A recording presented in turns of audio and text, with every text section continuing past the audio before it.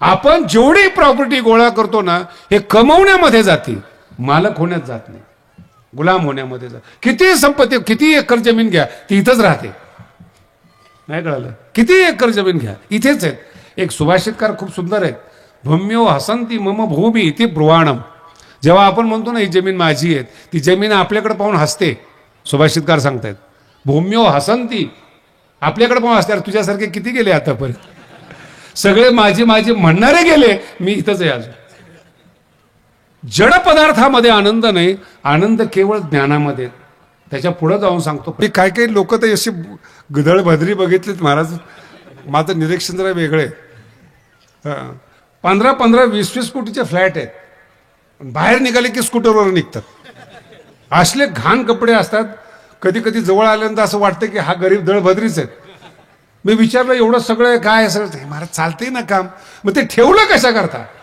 याचं नाव वॉचमॅन आहे. 10 मी मागे एकदा सांगितलं, पुन्हा आठवण करून देतो. सृष्टी आहे ना आपली, आता समजा आपला भगवानगड आहे, इथे 45 नोकर आहेत आपले, पूर्ण गड सांभाळतात. साफसफाई दिसते नाही, काही फुकटचे कामं नाहीत बरं का, जेवण करणं 45 नोकर आहेत. मराठी समजून घ्या, संकेताची भाषा. किती नोकर आहेत इथं नाही कळलं? तर एवढाच गड आहे ना, 10 एकरचा 15 एकरचा, 45 जण लागतात. आता पृथ्वी सांभाळायला किती नोकर लागतील बोला ना? पूर्ण पृथ्वी स्वच्छ ठेवायची, साफ ठेवायची, किती नोकर लागतील? मग ते बाकीचे कोण आहेत? हे देवाचे नोकर आहेत, फक्त अधिकारी नाव आहे त्यांना. जसं तुम्ही काहीतरी काम झाल्यानंतर बक्षीस देतात, तसं विषय सुख हे बक्षीस आहे, बाकी नोकरी आहे. 10 मिनिटाचा तुम्हाला आनंद मिळत असेल, पिल्यानंतर आनंद मिळत असेल, तो भगवंतानी तयार केलेल्या नोकरदारांचा आनंद आहे. पण 24 तास जर आनंद असेल ना, तो फक्त संताकडे, तो फक्त संताकडे. 24 तास कशाचेच काम नाही आहेत. माऊलीचं ज्ञानेश्वरी वाचा, एवढा त्रास होऊन एवढी खुललेली ज्ञानेश्वरी आहेत. जगद्गुरु तुकोबरायला लोकांनी वेड्यात काढलं होतं, पण गाथा शहाणा आहे जो माथ्यात बसत नाही तुमच्या. काय का आलं हे ज्ञान आहे, ही मस्ती आहे, ही ज्ञानाची ताकद आहे, क्षमता आहे. म्हणून सदैव आनंदात असेल तो संत आहे, आणि दिवसभरातून थोडा आनंद मिळत असेल तो नोकर आहे. त्याचं नाव वेगळं आहे, नाव वेगळं आहे. आणि दुसरी महत्वाची गोष्ट या अभंगातून सांगून जातो, कितीही कमवा, पदार्थ जड आहेत. कितीही कमवा, जड पदार्थाचा साठा होतो. ज्ञानोबांची एक ओवी आहे, अतिशय सुंदर ओवी आहे. उकिरडा असतो ना, उकिरडा, तो सोनं टाकल्याने मोठा होतो का कचरा टाकल्याने मोठा होतो? जरा जोरात बोला ना, एवढं कळलं बस झालं. कचरा गोळा करून जो मोठा होतो तो संसारिक माणूस, आणि ज्ञानाने जो आनंदाने मोठा होतो तो संत माणूस. त्याला संत काहीच नाही त्याच्याकडे, फक्त आनंद आहे त्याच्याकडे. तुम्ही संताकडे का संत सुखी? गरज नाही जड पदार्थाची. भौतिक पदार्थांना पहा तुम्ही, सगळी पृथ्वी त्यांची झाली तरी दुसऱ्या सृष्टी पृथ्वीवर पुन्हा आपला कार्यक्रम सुरू करतील. एक आली अजून राहिली. एक संन्याशी बरोबर यायचं वेळ आली, आणि अमेरिकेचा एक माणूस माझ्या बरोबर होता. एका मंत्र्याकडे काम होतं, माझ्याकडे आले होते ते. तर तो जो अमेरिकेत राहणारा माणूस आहे, व्यापारी, तो जेव्हा आम्ही लोणावळ्यातून क्रॉस करत होतो, तो मला सांगतो, महाराज इथं आमचा कुठेतरी बंगला आहे. ऐकण्यासारखा विषय. आणि मंत्र्याला भेटायचं होतं म्हणून आम्ही बरोबर होतो, आणि आमच्याशिवाय ते भेटत नव्हते मंत्री. नाईलाज असतो कधी कधी, जुनी गोष्ट आहे. लोणावळ्यातून तो म्हणतो, इथं खंडाळ्यामध्ये माझा बंगला आहे वडिलांचा, नक्की मला सांगता येत नाही. त्याच्या खांबामध्ये मणी आहेत, लपून ठेवले आहेत आमच्या वडिलांनी. तो मला सांगतोय खांबामध्ये काय आहे? मणी आहेत. आता घराची झाडं झडती होते ना, पण लोणावळ्यात एखाद्याचा बंगला आहे, तिथं त्यांनी काहीतरी लपून ठेवले, काय करणार आहे ते? बिल्डिंग थोडीच पाडणार आहेत.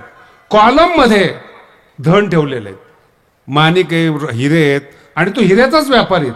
मग त्यांनी सांगितलं इथं ठेवले आमच्या वडिलांनी. माझून अर्थ नाही कळला.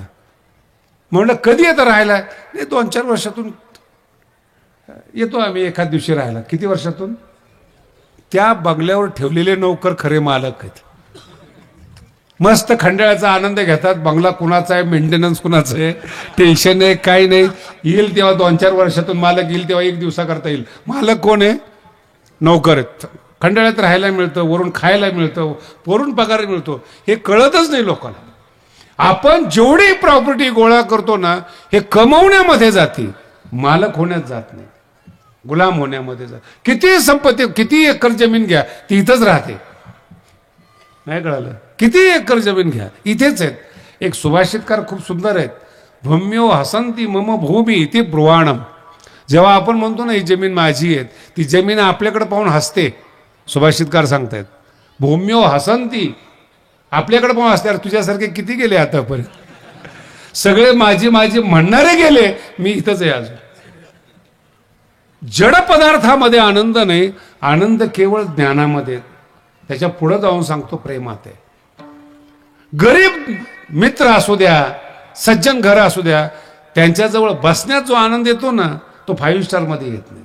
सगळे वखवखलेले लोक आहेत, सावध शोधणारी माणसं आहेत, काहीतरी कुठून तरी मिळावं म्हणून येणारी माणसं आहेत. पण जरा आनंद मिळायचा असेल तर सज्जनाकडे जावं लागतं, तिथं लागतं प्रेम. सज्जन माणसाला पैशाने विकत घेता येत नाही, प्रेमाने घेता येतं. देव सुद्धा पैशाने नाही, प्रेमाने गुलाम होतो. मग दुसऱ्या चरणामध्ये प्रेम मागितलं.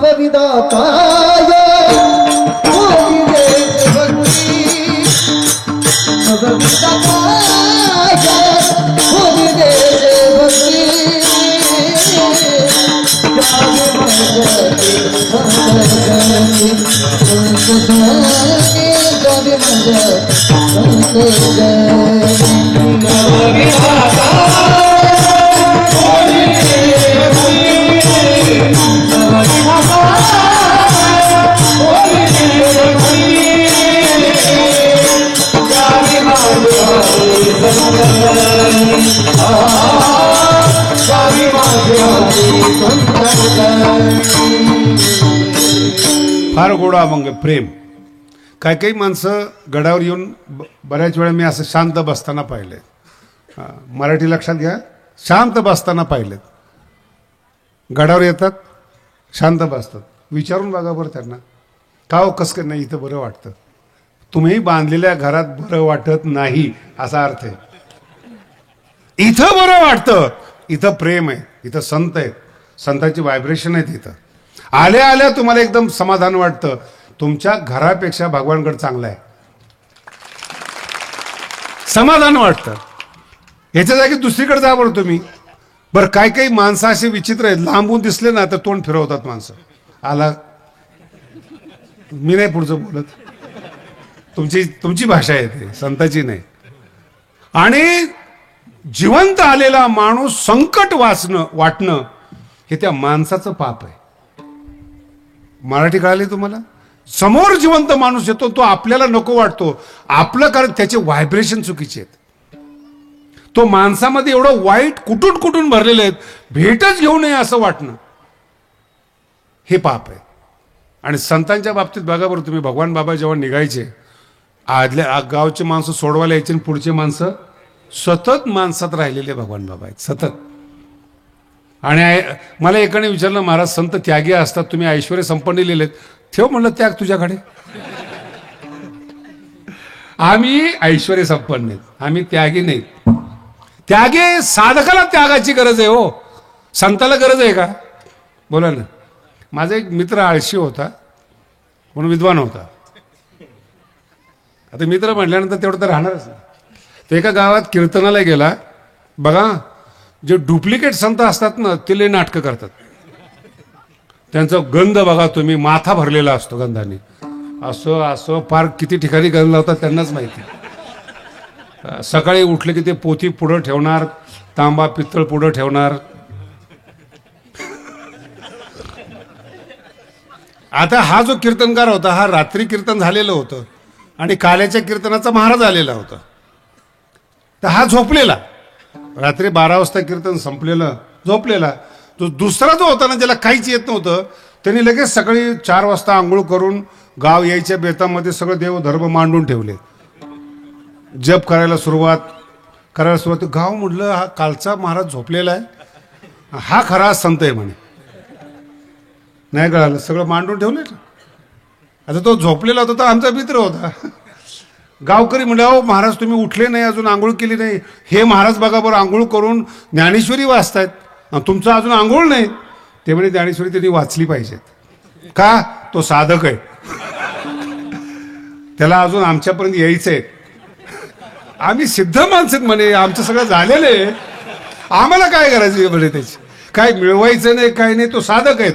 शाळेतले मुलं जसे अभ्यास करतात तसं त्यांनी देवधर्म केला पाहिजे, अभ्यास केला पाहिजे. बोलले संतांना काहीच नको असतं, त्यांच्याकडे पाहू नका, ज्ञानाकडे पहा.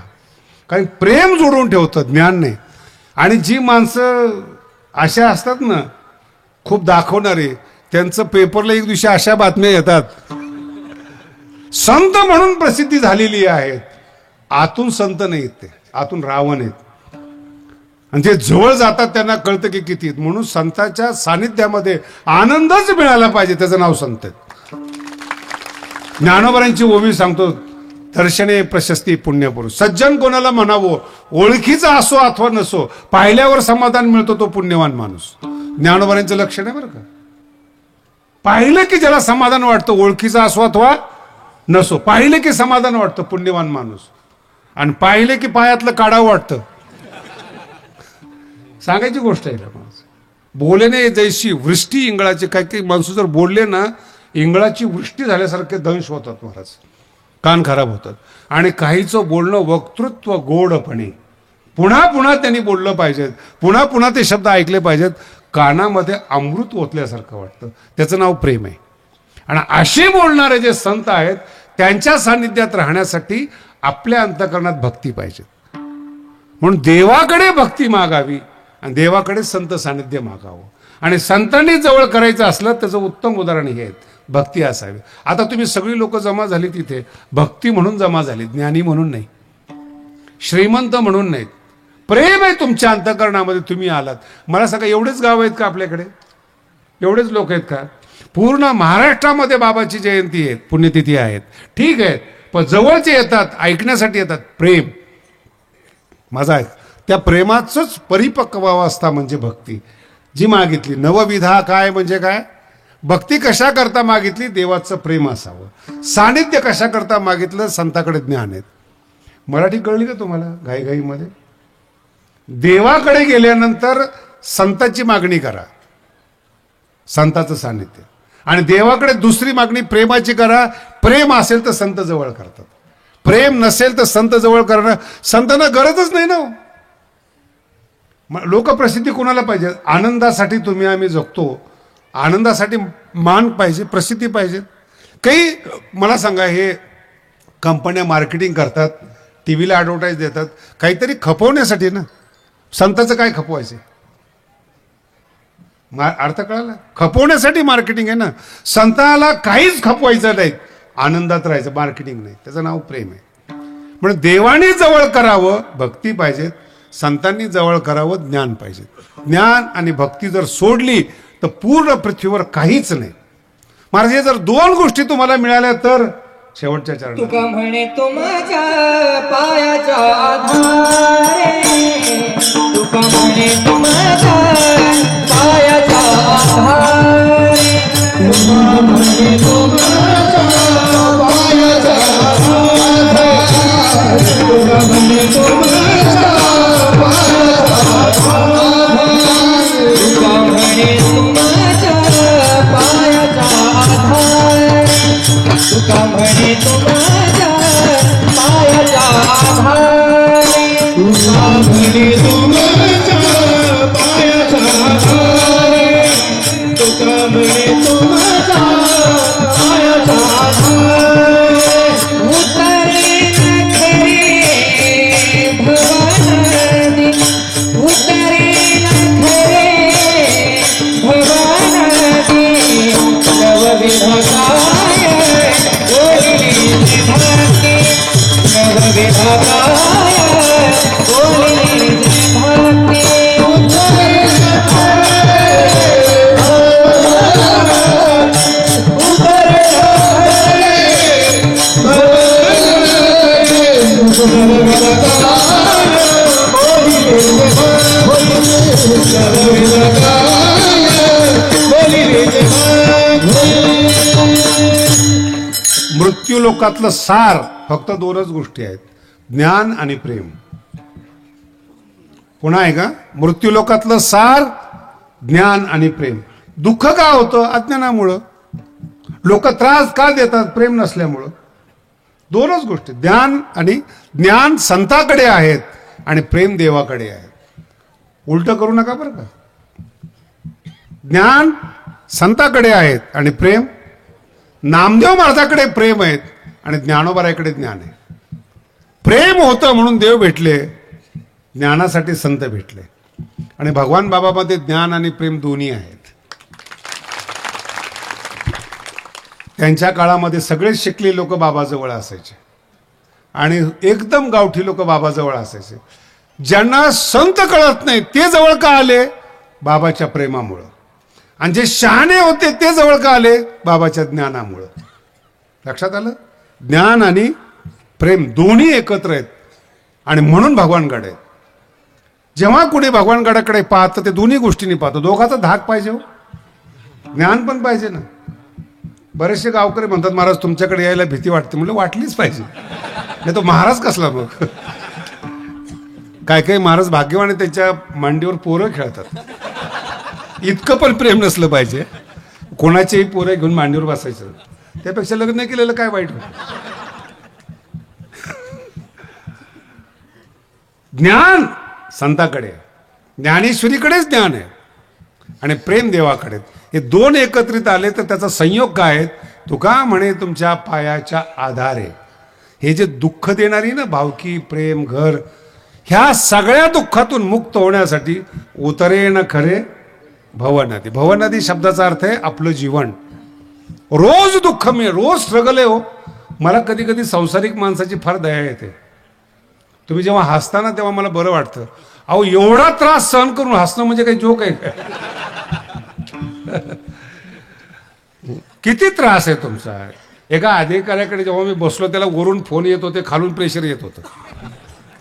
पब्लिक सांगत होतं हे काम झालंच पाहिजे आणि वरून फोन येत होते हे काम करायचं नाही.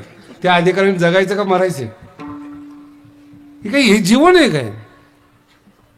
आनंद हा वेगळा आहे. आणि त्याच्याही पुढे जाऊन सांगतो, 100 वर्षाकरता तुम्ही आम्ही आलात, 70-75 वर्षापर्यंत टिकतो आपण.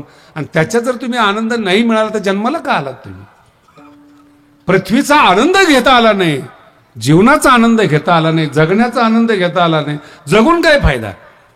मी जेव्हा 20 वर्षापूर्वी गादीवर बसलो होतो, तुम्हाला सगळ्याला माहिती आहे, आपले सगळे ओळखीचेच लोक बसलेत कीर्तनाला. ते क्रिकेट खेळत होतो, तुम्हाला माहिती आहे, महंत झाल्यानंतर. कारण की जंगलामध्ये जर पोरं टिकवायचं असलं तर त्यांच्याबरोबर खेळलं पाहिजे. तुम्ही तर येत नव्हते. म्हणजे पोरं आहे ते टिकल कसं काय? मग त्यांच्यात मिसळून त्यांना या गडावर जंगलात करमलं पाहिजेत. 5 किलोमीटर गाव नाही, मग पोरं टिकायचे कसे आई बापाला सोडून? मग सुरुवातीला त्यांच्यात मिसळून जेव्हा क्रिकेट खेळायचो ते एकाने नाव ऐकलं होतं, न्यायाचार्य नेहमी PhD महंत, असं ऐकून आला होता तो. ते आला आणि मला ते क्रिकेट खेळताना पाहिलं तर डोकंच असं बिघडलं. याला काही महंत म्हणतात? मला काही बोलला नाही तो. एक 5-10 मिनिटं वाट पाहिले. अधिकारी मोठा माणूस तो श्रीमंत गेला निघून. त्याचा शिष्य दुसऱ्या दिवशी आला, म्हणे काल तुमच्या क्रिकेटने फार घातकपणा केला. म्हणे का? तो एवढा मोठा माणूस आला, म्हणे तुम्ही भेटले नाही. म्हटलं तू उलट चांगलं आहे ना, एखादं टेन्शन देऊन गेलं असतं. म्हटलं मला क्रिकेट तर खेळत होतो. नाही म्हणे चांगला माणूस होता. म्हटलं असं कोण म्हणतं चांगला माणूस होता? ज्ञानासाठी आला नाही तुम्ही. बाहेरून संताला पाहू नका, बाहेरच्या वेशभूषेतून पाहू नका. मी अभिमानपूर्वक सांगेल महाराज, अनेक ऋषींचे चरित्र ऐकले तुम्ही, अनेक मुनींचे चरित्र ऐकले. अंग कापणारा फक्त एकच संत आहे, भगवान बाबा. काही ऐका तुम्ही, महाभारत ऐका, भागवत ऐका, रामायण ऐका, पण आपली इब्रत राखली गेली पाहिजेत. म्हणून शरीराचं अंग कापणं, आणि त्याचे आपण पठ्ठे आहोत, त्याचे आपण शिष्य आहोत. काय चिंता करायची कोणाला? गेले 2-4 ते गेले, आणि गेल्यानंतर पुन्हा येतात. मी आमच्या सकाळी बिहानीला सांगितलं, म्हणजे एका अधिकारी होता, 96ला काहीतरी काम होतं आपलं, नाही का, मोठा सप्ताह झाला होता भगवानगडाचा. विशेष वाटेल बरं का तुम्हाला, आपली जी 96ची पत्रिका होती, भगवान बाबाची जन्मशताब्दी 96ला गडावर साजरी केली होती. त्याचं नियोजन माझ्याकडे होतं आणि मुंबईला राहत असल्यामुळे ओळखी होत्या. या डोंगरावर सगळ्यात श्रेष्ठ गायक लोक येत होते. 2 लाख पब्लिक यायची रोज 96ला. आणि त्यावेळेस उपमुख्यमंत्री होते साहेब. आम्हाला फक्त फोन करायचे, वन डे स्टेडियम जसं असतं ना तसं आम्ही लाईट लावली होती इथे आणि त्याच्यात आपला कार्यक्रम झाला. भगवान बाबाची सगळे गायक अमनूप जलोटा होते त्यावेळेस सगळे मोठे मोठे गायक आलेले होते आणि असा भरगच्च कार्यक्रम झाला तो 96ला आणि त्याच्यामुळेच तुम्ही आमच्या मागे लागलात. खरं कारण ओळखीचं तेच आहे. मग त्याच्यामध्ये एका अधिकाऱ्याला मी शिव्या दिल्या होत्या त्या काळामध्ये. त्याने काहीतरी सांगितलं असेल त्याला म्हणलं तू काय मूर्खेस करेन बोलतो कुणाला. नाही नाही पण ते साहेबांनी सांगितलं तू चल म्हणलं नोकर तू आहे बोललं मी मालक आहे कामं करायची आमचे काम आहेत. 96ला त्याचं डोकं फिरलं होतं आणि तिथून प्रयत्न केला होता की शास्त्री गादीवर बसले नाही पाहिजेत. नाही कळालं. अरे अहंकार असतो ना पण आता असे कितीतरी होते हो. अजूनही काही लोक वाट पाहतात कुठेतरी पतन झालं पाहिजेत. भगवान बाबाच्या मांडीवर बसलेल्या माणसाचं कुठं पतन होतं का. संतांनी आपलं म्हणल्यानंतर देवाला सुद्धा घाबरायचं नसतं. माणसं सोडून द्यावं. माणसं तर माणसं आहेत. देवाला घाबरत नाही तर आपण संत आहेत ना त्यांनी आपला म्हणला. ही ओवी बरं माझं बोलणं अहंकाराचं घेऊ नका. सज्जनी आपुला म्हणी त्याला. हे ज्ञानोबरांचे शब्द आहे. फक्त मी मराठीतून बोलतोय तुम्हाला माझ्या भाषेतून. नाही तर माझ्या भाषेमध्ये 90% ओव्या असतात. ती जी मराठी असते म्हणून ती डुप्लिकेट नाही करता येत. ती ओवीचंच मराठीकरण करून मी कीर्तन करतो. असं काही बाहेरून विषय नाही आणत मी. पण लोकांना माहीत नसतं म्हणून सज्जनी आपलं एकदम म्हटलं ना. एक साधं उदाहरण सांगतो तुम्हाला. माझ्यासमोर बाया बसलेल्या आहेत. नवरा एकदम मुठीत आला तर मग सासूला घाबरणार का तुम्ही. किती साधं दृष्टांत. ज्या बाईच्या मुठीमध्ये नवरा आहे ती जुमानल का कुणाला. एक तर बाई कळणाऱ्याला कळेल त्यात पुन्हा नवरा मुठीत. नाही आई बापाची हालत होणार त्या नवऱ्याच्या. नाही एक नवरा हाताशी आहे तर ती छाती काढून चालते. महाराज संतान ज्यांच्या संत ज्याला मांडीवर घेतात त्यांनी कसं वागलं पाहिजे. ज्ञानेश्वरीने जर मला मांडीवर घेतले तर तुमची काय विषाद आहे हो. माऊलीने हात स्वीकारले म्हणून हा चमत्कार आहे. तुमचा वैभव म्हणून हे चमत्कार आहेत. 1-1 कोटीची वर्गणी होते. सगळे महाराज लोक परेशान आहेत. मला बोलतात हे कसं शक्य. म्हणलं आता काय ज्ञानेश्वरी म्हणल्यावर काय शक्य नाही. भगवान बाबा आणि ज्ञानेश्वरीचं मिलन म्हणजे नामदेव शास्त्री. ऐश्वर्य संपन्न गादी आणि ज्ञानोबाराचं नाम म्हणजे बाबाचं प्रेम आणि ज्ञानेश्वरीचं ज्ञान. काय कशाला कोण क्रॉस करणार आहे आपल्याला. नाही म्हणे महाराज जरा जास्त बोलताय त्याच्यासाठीच बोलतोय. तू कमी बोल.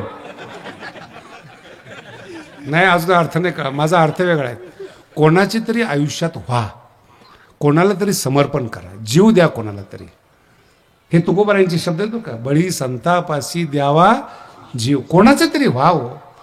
तुम्ही नाही मोठे कोणाचे तरी झाले तर मोठे. आमचे बिहानी बसले तिथं आमच्या समोर. त्यांची आज पंगत आहेत. त्यांच्याकडून एकदा दोनदा चूक झाली होती त्यांनी सांगितले आणि पोलीस स्टेशननी नेलं होतं त्यांना. त्यांनी वर फोन लावला नाही का. कोणाचं तरी आहेत ते फार मोठ्याचे होते. वरून फोन आल्याबरोबर पोलीस स्टेशनला स्वर्ग तयार. काय काय पाहिजे सर. जे पकडणारे आहेत मराठी नीट ऐका. जे पकडणारे आहेत तेच सुविधा करतात मोठ्याचं झाल्यामुळं. जे त्रास देणारे आहेत हेच देणगी देणार आहेत बाबांनी जवळ केल्यामुळे. कोणाचं तरी व्हा. अहंकारी नका. कोणाचं तरी व्हा. देवाचं व्हा. संतांचं व्हा. ग्रंथाचं व्हा. पण समर्पण करा. ती ताकद तुमच्या अंगात येईल. साधी गोष्ट आहे. नो एंट्री मध्ये जाणाऱ्याला सगळ्यालाच दंड होतो असं थोडंच आहे. वशिला असेल तर जातात. त्यांना नियम नाही. माणसाचं झाल्यानंतर नियम नाही आहेत. देवाचं झाल्यानंतर काळाची पण भीती नाही हो. यमाची तर सोडूनच द्या. काही भीती नाही त्याची. कोणाचं तरी व्हा. म्हणून तुमचे दासीचा दास. कोणाचं तरी व्हा. कोणाला तरी समर्पण करा. आणि ज्याला समर्पण कराल ना मनापासून करा. समर्पणाचं नाव आहे राधा. समर्पण केलं ना अंतःकरणातून समर्पण आहे. प्रेम आहे. समर्पण आहे ते. आणि असं समर्पण करा त्याच्यावर तक्रार नाही आली पाहिजे.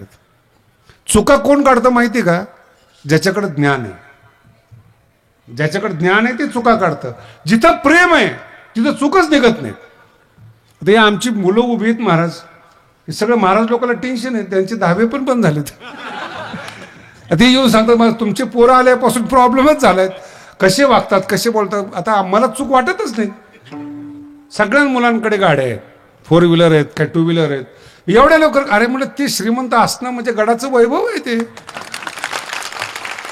लक्षात आलं काय? वैराग्य तुम्ही दाखवा, वैराग्याचं प्रदर्शन तुमचं. पण भगवान बाबांचे विद्यार्थी आणि दळबद्री दिसतील त्याला गडावर प्रवेशच नाही. खुलले पाहिजेत आनंदातून, आतून आनंद पाहिजे. चेहरा टवट त्यांच्याकडे पाहून जळले तर मला समाधान वाटतं.